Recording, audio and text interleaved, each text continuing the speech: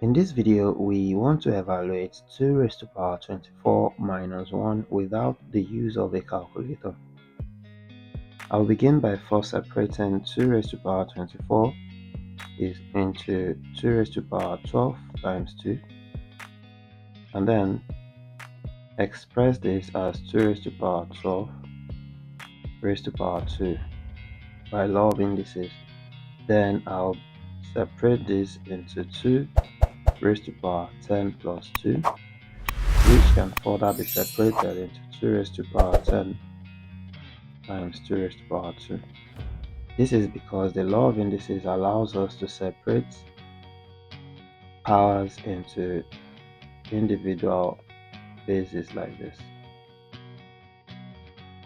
I can evaluate this. 2 raised to power 10 is 1024, 10 times 4.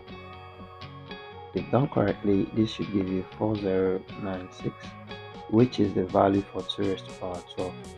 If we put that back into that bracket, we get this to be 4096 raised to power 2, and then if we return that back into the expression here, simply get 4096 squared minus 1. Now 1 itself can also be squared. It is still 1 by value, and we can express this as difference of 2 squares. And you would recall that difference of 2 squares is expressed as a minus b times a plus b, so that our a here is 4096 and our b is just 1. We have 4096 minus 1 times 4096 plus 1. Evaluating that will give us 4095, then times 4097. I can express 4097 as 4095 plus 2, so which means this expression now becomes 4095 into bracket 4095 plus 2. We open this bracket, we get 4095 squared, then plus 4095 times 2. The right hand side of this expression would give us 8190. The left hand, on the other hand, deals with the multiplication of a number that ends in 5.